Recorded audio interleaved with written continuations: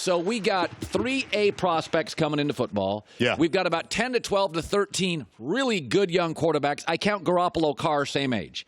So, and with the deterioration of offensive lines, there is you can't argue this. That's the new normal.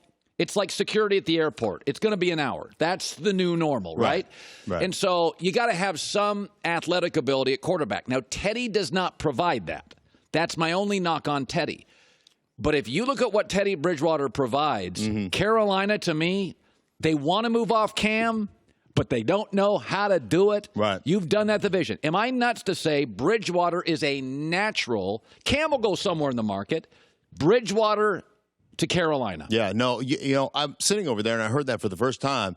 And I don't think you're giving yourself enough credit. Normally, I like to come on here and bust you, but I don't think you're giving yourself enough credit because remember when Bridgewater took the Minnesota Vikings to the playoffs, I believe, you know who was the offensive coordinator? Norv Turner. You know who the offensive coordinator is in Carolina? Norv Turner. Norv Turner. I mean, that does make a lot of sense, and they've had success with Teddy Bridgewater. There is no question about that in Minnesota before he had that horrific knee injury. So Chicago's not going to go for him because of his arm is limited. It's a windy, cold northern division. So the northern teams are like out on him. It's dome teams or southern teams, and I think it works. And I want to talk about this, too, with Mark Schlereth. So there are these teams that want to move off quarterbacks, but they don't have a solution. The Giants wanted to move off Eli for a year and a half. They didn't have a solution. Correct. Daniel Jones looks good in camp. Out. Cam Newton, they were hoping Kyle Allen's the solution. He's not. Teddy could be. So Phillip Rivers, they've got 2 good pass rushers in the Chargers. Yeah. 2 good receivers, 2 good backs, 2 or 3 good corners. Right. They can move the second best at any of those and move up in the draft. They can't sell tickets. They're moving into a stadium. Phillip doesn't want to live in L.A. You call me crazy. To sell tickets in this town, they need juice at quarterback. I'd go after Tua. I'd move off Phillip Rivers. I know he's an old. But I mean, I would look at Tua. I mean, the plan is like, is he injury prone? How's he going to come off this hip? We don't know. I would say this, and you talked about offensive line being an epidemic, and I travel around calling games. I talk to general managers all the time who say, how would you fix it? How would you fix the issues that are going on in the NFL right now? And a lot of it is because you have created a league in which you can't work on that skill. That's right. And that is like that's an unsolvable problem. Right. That is moving a man from point A to point B against his will is one of the greatest skills in football. And you have eliminated the opportunity to work on that skill. And then you wonder why you're no good up front. So there's a big issue there, and it's an epidemic. Not only that, think about the freak shows that you have to block on a week-to-week basis. Guys are bigger, stronger, faster. I mean, they're running 4.4 off the corner, and they're 260 pounds. I mean, it's ridiculous. So this is my point. There are things in sports that are solvable. Right. Replay. You can right now. Everybody's freaking out about the pass interference replay thing. Just change the rule and solve it. I think offensive line play is not solvable. College is doing the spread. So outside of an occasional Wisconsin offensive lineman, nobody's a road grader. Right. They don't exist. And the NFL is not going to add more practices and more hitting with offensive linemen, the unit that needs it. Bad O-line play is here. Phillip Rivers, Eli Manning. You can't win that. You can't have an old, unathletic guy. You got to move at quarterback. I mean, Darnold, last 2 weeks, is running for his life, and they're winning. But it's like Phillip Rivers has 6 picks in those games. Right. You know what's interesting about that? You go statistically. Show me the top 5 teams as far as run percentage is concerned. The percentage of times they run the football. Because you can fix O-line issues. This is where I would disagree with you. You can fix O-line issues if you have a coach that understands O-line problems, right? You have to be intelligent enough to know what the issues are so that you can address the issues. But if you are a team that just wants to spread you out and throw it, every single time. You show me the teams that have the top percentage. San Francisco. Top running percentage. San Francisco. You've got Saints. The Saints. I mean, you've got New England. You've got. I mean, the 5 top teams. You look at the bottom teams. I guarantee you, the Jets, Miami. I know Atlanta's number 1. They're 3-7 right now. They're number one as far as percentage. They throw it 70% of the time, 69.something% of the time. You expose your issues up front when you play the game that way. So those issues, like you're not all of a sudden going to be more athletic there, or all of a sudden you're going to find road graders in college. What you have to do is understand how to call plays, how to put a game plan together that protects those guys and yet is still dynamic. And the league is shifting. It is. There's this cyclical change that people are looking at it going, we better start to learn how to dictate in situational football when we have to dictate in the running game. Not popping a draw on 3rd and 6 for 30 yards and going, look, let's celebrate. We know how to run the ball. No, you don't. You got to be able to run it down when you can. When 3rd down and 2, you better know how to run the ball. 8-man fronts, 9-man fronts, that's all you see when you get in the red zone. You damn well better understand how to run the ball in those situations. And if you don't, you're not a very good football team. When I think of a running team, I think of Baltimore, New England, Seattle. Yeah. The Patriots. Seattle, by the way, one of those top 5 teams as far as rush percentage And when is I think of a team that can't run, I think of Kansas City. Will address the Chiefs and their issues. All right. I think they become way too Mahomes-centric. Mike Mayock, I'm watching I watched the Raiders on Sunday. Mm-hmm. I'm not sure. To me, are we sure Kansas City's better than the Raiders? If they are, probably at the end of the year, they're better than the Raiders because they host them December 1st, and that'll be the game Kansas City wins.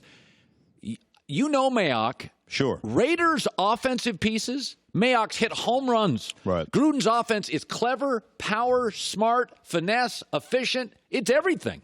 Listen, there's no question. What people don't understand about Mike Mayock is Mike Mayock comes from a family where his dad was an offensive line coach. So I've had conversations this season with Mike Mayock because I've done a couple of Raider games where he's just like, listen, I have built this team based on my father's philosophy from the inside out. Like you look at their offensive line, Hudson's an all-pro. Richie Incognito can flat out play, and he's playing great right now. The Colton Miller kid at the left tackle has really played well. Yeah. I'm talking about Gabe Jackson, and then they went out and got Trent Brown. So they solidified their front guys. They've got the Jacobs at the running back position, Hunter Renfro. They built it from the inside out. They play with 3 legit tight ends. I mean, they are, like, you watch them. They could be a power team. Oh, my. They want to I called their game in Chicago when Chicago was still good.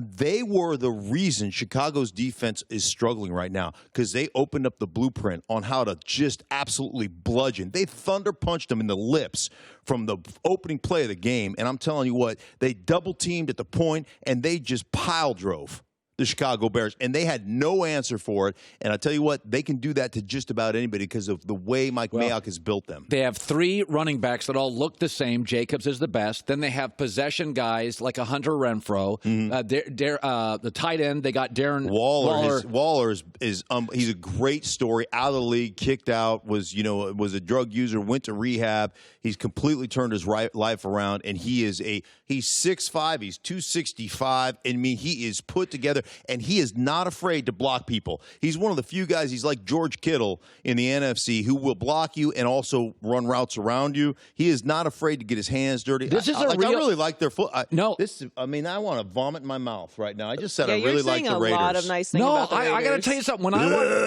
I watch the Raiders, they match up with a Baltimore Raven.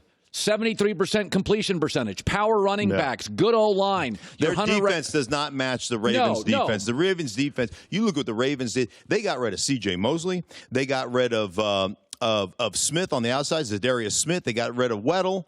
And their defense is outrageous. I love Wink Martindale, their coordinator. He is one of those guys that say, hey, if I'm going to lose punching you in the face. There is nobody who blitzes more. There's nobody who plays more man coverage. And they're just like, bring it. Let's go. We can line up with you. Okay, you said you like the Raiders. Do you like the Cowboys because you grew up, Washington Redskin, right. Denver Bronco, Cowboys on the road, New England, biggest regular. I never preview NFL games on Tuesday. Right. I can't. This game says so much. The outcome could mean so much. Yeah. What do you make of Dallas at New England? 7-point dog. I was shocked. That to me is not the talent of the football team or the way that to me is this team ready on a big stage to be mature enough to make the plays against Tom Brady, the New England Patriots, right? I mean, Tom even comes out. They're still America's team, which always drove me crazy. You know, the star on your helmet with the Dallas Cowboys. You go to Dallas, man, you be sitting on the bench. Like, you sit on the bench. And it just make you sick. Everything was sponsored. This third down brought to you by TCBY Yogurt, the official yogurt of America's team. You know, and you'd be like, I hate the Cowboys. But they are what they are. But I think this spread says to me more about, one, New England's defense, right? And how will Dak and how will the Cowboys attack that. And I think it says to me it's about the coaching and about the maturity level of the Dallas Cowboys. Are you ready? I mean, come on. You had Minnesota at home on a Sunday. I think it was a Sunday night game, Minnesota at home, where Kirk Cousins has all these demons. He can't exercise the demons of prime time against above 500 team and all this stuff. And you let them go 13 plays, 10 running plays at the end to go up on you and in a drive at the end of the game in the fourth quarter, whatever it was. I can't remember the exacts of that. But the bottom line is you let Kirk Cousins, who you couldn't hold him down. Think about this.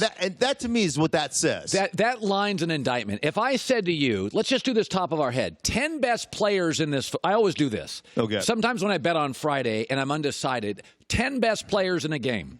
Zeke would be in the 10, no question. Mm-hmm. Amari Cooper's in the 10. Sure. One of the two Cowboy linebackers is in the 10. Yes. Who Jalen Smith's probably having a better year. But they're both outstanding. DeMarcus Lawrence is in the top 10. Yeah. Tyron Smith, Cowboys, is in the top 10. Zach Martin's in the top 10. Okay. Right? Okay, so Stephon Gilmore's in the top 10. Right. Brady's in the top 10.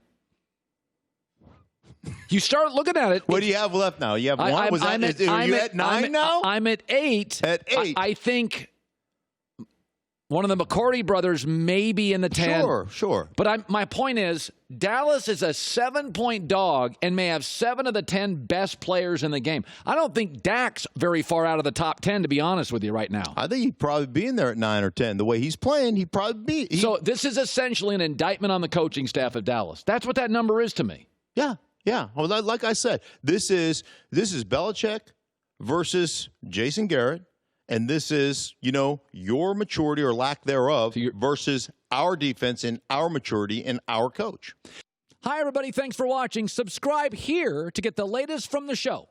Also, be sure to check out more of the best clips from The Herd or go watch a few segments from other shows on FS1.